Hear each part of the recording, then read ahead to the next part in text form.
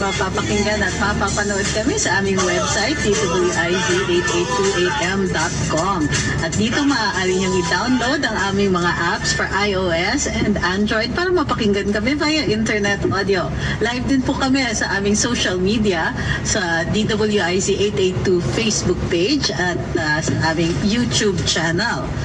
Huwag pong kakalimutan, like, share, follow, and subscribe. Very active din po ang aming comment section. So, we welcome you to participate dun sa aming napakasutil na audience. Ay! Magandang umaga sa inyo. Good morning. Mapapanood din po kami sa aming digital free TV ni Aliw 23, Sky Cable Channel 72, Signal Channel 24, TV Plus Channel 27, at GMA Affordable Channel 32. Available din po kami sa Signal TV devices and TV sa ibang sa ibang mga digital TV devices and receivers. Huwag po kakalimutan rescan kung hindi ninyo nakikita sa ngayon, at lilitaw na rin po kaagad ang Aliw 23. Magandang umaga. Good morning. Good morning, Jonathan. Good morning. Good morning, Joel. Good morning. Yung photo niya sa pag-i-skirt po. Kako yung prompter natin, photo finish siya pag bumabas. Okay, anyway. Naka-morning. Skirt na itim. Morning, morning. Para Jonathan, naka-boots. Parang pero wala lating. Yung boots niya ba? Hindi naman pang sinid O'Connor ang kanyang lawyer. Okay. Nasa Amerika yun. Ganun ba? Nasa US. Oo. Nagkukunyari. Nagkukunyari na siya ang naglalati ko. Yung pala siya ang nilalati ko. Siya ang nilalati ko. Hindi siya naglalati ko. Hindi niya kaya yun. Ganon? Oh, yes. 34 accounts lang siya. Okay. Kailangan 45. Uy! Happy birthday muna. Kanino? Kay President Bongbong Marcos. Uy, Pangulong Bongbong. Ginoong Pangulo. Batang-bata pa to eh. 66 years old. Pero does not look like it. Talaga, 40. Happy birthday, Mr. President. Okay. May the good Lord bless and keep you always. God bless. For Ang our country. ngayon ang birthday niya, pero kahapon nagsalita ang Pangulo at sinasabi niya yan daw price control okay naman daw sa ngayon so far. Okay, yung initial shock daw yung mga retailers nagsara, ayaw magbenta, nasolve na raw yun ng pamimigay ng pangako na dahil bibigay hindi pa binibigay, pangako pala. Well, may deadline sila. Yun lang. Which is because you got mail. Bago magkampanya, Comelec. Pero binigyan daw na exemption ng Comelec eh. Oo. Gano'n. Di ba? Binigyan. So, tuloy-tuloy daw yan, pero hanggat maaari, sabi ng DSWD, tatapusin nila yung pamimigay hanggang bukas.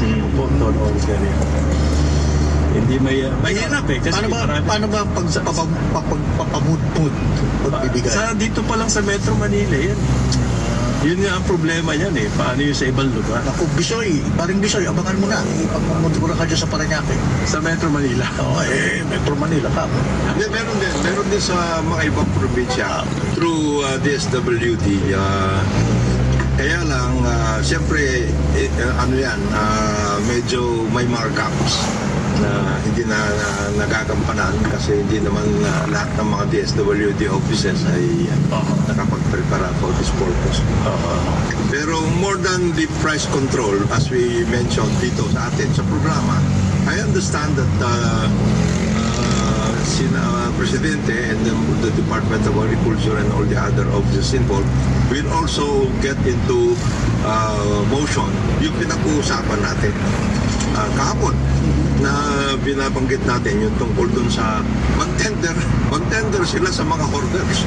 Total, identified na naman nila yun eh. Okay. Yung whatever na iiwan pa dyan, bilhin na nila. At para sila na government na in other words, i-activate yung government. Pamahalaan na bundi. Yes. Paano gagawin hindi wala na anything? Hindi. Meron siyang FTI. Ibang outfit. Actually, is still there. Hindi lang inactivate yung ibang mga Hindi na sila pwede. Pero under the law kasi, ang kanilang papel na lamang, tagatago ng bigas. Yung buffer na kung mayroon disaster, ilalabas. Hindi sila yung bumibili. Butikero na lang. Pwede sila ngayon. Of course, the president can always say, pati yung FTI. Pero They can always do that. with all due respect, FTI po, real estate na po. Hindi. The FTI as an FTI. Ganda nga yun. Yung FTI as a corporation. Buhay sa corporation, not the Yung mga marami. not yung sa Tagiga. PITC. There are other government agencies that can handle that. Even Pero mainly kasi, yung PITC, importation. Saka government department, basically. Yan na nga ngayon ang issue, main issue. Mga kababayan, ito po, yung importasyon. Ang Tariff Commission daw, maghihiring na simula sa makalawa. Sa Biyernes, mabilis mag-schedule. On the tariff cuts. Okay. Ito ang question. May nag-propose ba, naghain ba sa Tariff Commission to lower the tariff? Ang nag-propose yung economic team. Ang alam ko dyan, media lang yun. Baka ma-shock na naman ang economic. Hindi kailangan ng Tariff Commission makatanggap ng formal. Nakatanggap na ba sila? Pero nag-set na sila ng public hearing. Mga verbal. Hahabol na lang. Hindi ko alam. Hindi ko alam. Kaya then hindi nag-file na raw Foundation for Economic Freedom. Wow. Sina, Men Santana. Ang bilis nito. And I understand why. They are voting it out. If you are the consultants of Benjo, you can... Hanggang ibababa raw po from 35% to 10%. Immediately, nakakuha tayo ng, ang media nakakuha ng reaction sa mga big business organizations kamukha ng Federation of Filipino-Chinese Chamber of Commerce and Industries. Okay? At yun naman ay mabilis din sila At ang PCCI, Philippine Chamber of Commerce. Yun din, with alacrity. Mabilis siya mga yan. Mabilis siya. Ang pinagtataka ko lang, mga attorney, Joel, bakit ang media, nung nireport nila to, ang kanilang kinuhanan lamang ng reaction, yung big business? Bakit wala yung Farmers. Ito nga. Sila yung unang-unang tatamaan dito. Ganito po ang sitwasyon natin. Ang kailangan natin bigas, nasa 16 million metric tons. Okay. Ang ating production ay lagpas sa 12 million metric tons. Therefore, mahigit sa almost 70% ng ating kailangan bigas ay local production. And yet, sino ba ang makaapektuhan ng tariff na yan? Hindi ba local production? Pero wala ka naririnig sa media na report tungkol sa side ng mga farmers at tungkol lang doon sa mga big business. Baka hindi umabot. Baka hindi umabot sa deadline. And then they also echoed yung mga sinabi ni na Leonie Montemayor at saka saka Sinag. More or less, they speak to the farmers. So. Ang sinabi nila. Kaya ang Sinag pro-import Hindi, yung Sinag hindi. Yung Sinag sabi nila for purposes of this particular issue right now, wag magtaas ng tariff. Wag magbaba ng tariff. We are talking about the tariff. Yung importation, sila naman, they consider it necessary as long as the production is going to be very, very slow o kaya maliit, etc. Pero sinasabi na ng mga yan ngayon, pati yun ng FFF, meron na tayo record harvest na sinabi na. So, why are you talking about lowering the tariff? Just in case. Well, ang gusto pa kasi yun, hindi lang 10%. Well, anyway, ang dahilan daw ho ng economic team, lalong-lalo na pinangungunahan ni Finance Secretary Benjamin Joe, na ibabayad taripa sa bigas sa 10% para raw po mapigilan ang pagtaas ng price ng bigas. So we are addressing this problem. At ang ating solusyon nandoon sa 1/4 na parte ng ating supply, which is the importation. Hindi ba sinabi ko na nga may You got mail. 5%, almost 80% ng ating supply ay galing sa domestic. Pero ang ina-address natin yung nasa 20-25% lamang na supply, which is the importation. There's an imbalance here. Yun ang ating sinasabi. Kailangan makarinig din tayo. Ano ba ang measures for the domestic production? Hindi lamang sa importation para mga solusyon natin. Parang hindi balanse, no? Alam natin na importation. Favor. Inamin nila ng mga economic managers na kapag tinagalan yung tariff na yan, madi-discourage ang mga local farmers to plant. Inamin nila yan. Actually, ang dapat sinasabi ng mga yan at this point in time, unang-una, meron na tayong mga bigas na nandito. We don't need all of those na sinasabi nila. And we don't need to lower the tariff at this point in time. Bakit mo ilo-lower ang tariff at this point in time? Kasi sabi lang natin na because of the price control apektuhan lahat. Nag-lower na nga ng prices ang world market No! Sa rice Talaga? Oo! Dahil nag-price control tayo. Parang Dami ng mga at least sinabi. At least, what I'm trying to say is, there is no urgency insofar as lowering the tariff. We are talking about lowering the tariff. We are not talking about importing the remaining balance of what we need for now. Ang opinion ang pinag-usap, tariff Bakit tariff nga? Bakit ang laging sisi nasa tarifa? Ang ano ba tariff problem? Ang alam ko sa tariff commission, kapag humina ang ating local industry, tsaka yung tariff na yan. Para makapagpipili ka. Yung mga dumping, yung mga ganyan. Yung napapasok. Yan Plus, ignore yung tarifa, yung automatic na sa excise taxes, sa $80 per barrel, na automatic suspension of the excise tax. Ayan, obvious na obvious. You no need to make any pronouncements. Automatic siya. Under the law.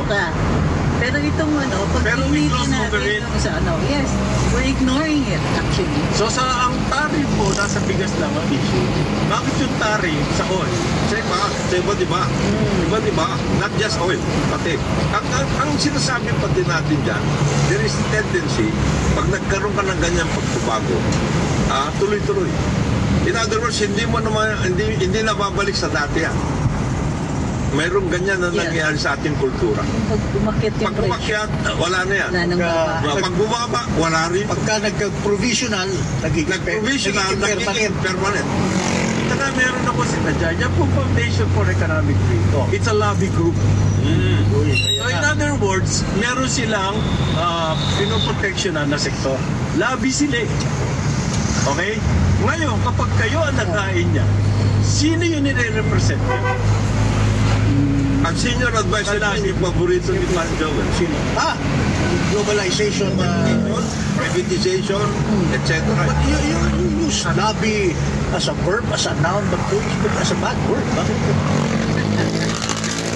Wala akong... Wala ba? Okay. Ang sinasabi ko, Kasi ilit sa amin ganun ang lobby group po, may interest na pinoproteksyonan. Kung sila maghahain niya, ibig sabihin, meron silang nilalakad para doon sa kanilang sektor na pinoproteksyonan. Ang problema dyan, agad-agad sa Friday may hearing. At naiintindihan ko naman dahil ito bigas. Meron akong binabasa na study na pinagawa ng Philippine Competition Commission noong 2019 tungkol sa bigas. Kasi itong study na to, paper, is preparation for as a reaction to the tarification of rice. Tarification ni. Hanap kung meron nga ba ang cartel. Ang kanilang constitution, wala na-register na cartel. Bakit Bakit mo naman i-register? Ibig sabihin, hindi formal. Cartel. But the market had attended. na magsunod-sunuran ang mga malalaking rice trade sa move ng isa. Hindi mo mapapatunayan kung nag-uusap yan o hindi, but there is that tendency. Hindi cartel na yun. Kaya nga, cartel-like Hindi sila Pero ang kanila, they were talaga sila sa kakulangan ng data. And you know, which is the perpetual complaint of everybody here. Especially in the DA.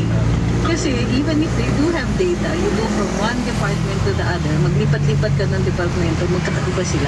Kahit yung data is supposed to be on the same thing. Halimbawa, hectarage devoted to rice farming. Ibang department, iba yan. Iba-iba. Annual average of yield, harvest. Yung cartel parang ano yan eh. If it works like a duck. Therefore, it's a bird. I-distinguish nyo ang cartel at cartel-like behavior. Magkaiba yan. Para kay alam mo, para yung paborito mo. Kasi alam mo, pag nagmi-meeting minsan yung mga industry, we discuss problems of the industry, how to help each other, para sa transfer, how to work with government. Pag ganyan distinction sinasabi mo doon sa amin sa Ilocos, babatukan ka. Ilag. I-explica ko lang sa'yo, ganyan ang kalakaran ng industry, ng mga industriya. Masimento, mabigas, cartel at saka cartel-like, parang pareho lang. Ganun ba yan? Actually, in terms of effect, walang difference. Semento, bigas. They discuss corporate social responsibility initiatives. Act like a cartel. Pareho din na effect. Pareho na yun. At saka nila, kita din I'm sila. becoming a voice of reason sana eh. Voice of rationalization kayo. Hindi voice of reason, voice of rationalization. Okay. Na kamukha ng iyong paborito. Nag-Amerikana na nga. Namaspit? Namaspit. Hindi. Wala ako nun eh. Magmula daw, yun daw pong mga agrarian reform beneficiaries, meron ng bagong IRR na pinirmahan ng presidente. So, magandang balita to at least. Yung Agrarian Reform Act, meron kasing mga 600,000 na beneficiaries siya. Na taling-tali sa utang. No? Isang gustong gawin ng presidente para makaahon na sila doon, write off. Okay? So, nagkaroon ng Agrarian Emancipation Act. Yes. Anong tawag yan? Yan yung Republic Act 11953. Yun ho, interesado. Bago. Napasahin niya. Yung mga condonation ng mga debts. Okay. Pinirma na ho ng presidente yung ano ba tawag na? Implementing rules and regulation. Yan. So, tuloy na yan. Yan makakagaang sa problema ng mga at least nung 600,000 na farmers. I-report nga natin kahapon ayon sa PSA, Philippine Statistics Authority. 30% ng farmers below poverty line. Ibig sabihin, hindi po sila maka-afford ng 3 square meals a day. Farmers siya. Kaya mas mataas sa Fisher almost 31%. Nasa lupa na sila, they're close to the earth. At walang mabilang pa. Ang kailangan ngayon dyan, since emancipated sila as far as their burden, yung financial burdens are concerned, yung organization na nila will work out para they can actually become agrarian reform communities and they can actually provide the necessary support para sa ating rice production. Kasi karamihan naman dyan rice. Doon sa mga beneficiaries. Doon sa mga beneficiaries. Kasi yan ang naging, yan ang kakulangan sa totoo lang. Dati kasi meron tayo agrarian reform efforts and You got mail. Organized. Kaya yung mga individual farmers, kanya-kanya silang kahig. Hindi mo pwede yun. Kailangan may organize po sila. Sa ibang bayan nga, hindi lang yan ang tulong na nakukuha ng mga farmer. Iba doon. Grabe ang Kompleto, financing, etc. at. Kaya Kasi isa lang ang dahilan nila. Kailangan natin yung produce nila. kagaya sa yung mga naging successful na agrarian reform, Taiwan, China of course, You've got mail. Israel. That's also kind of agrarian reform. Yung kibbutz nila, talagang it's a community of producers. At nandun lahat And yung heavily funded sila, subsidized. Tsaka sa Taiwan, ang ginawa nila, noong dumating doon si Chiang Kai-shek at maraming landowners, nilagay na lang nila sa mall at tapos pinagbabaril. Simple yung ginawa doon. Sa Thailand, gano'n. Sa Thailand, gano'n. Wala nang hearing. May kikwento, may naging isang popular na movie, fact series sa Netflix. Yung may mga na-trap na mga bata sa cave, sa football. Sa Thailand. Now they did a lot of rescue mitigating efforts para makuha yung mga bata matagal. One of them was Finland intentionally yung mga rice fields dun sa tabi ng bundok kasi binubuhusan nila ng tubig sa loob at tinatanggalin ng tubig sa loob ng bundok para bumaba ang tubig, mga bata malunod. Pero isip mo, lulunurin mo lahat ng rice fields sa gilid. Now, pinakita sa movie na yung mga magsasaka, sige, hindi bali, Sacrifice kami para sa mga bata. Ang hindi sinabi doon sa sining yon. Lahat yon sinubsidize ng binayaran lahat ng nilunod na dapat naman pa-harvest season at that time. Baka yung mga sige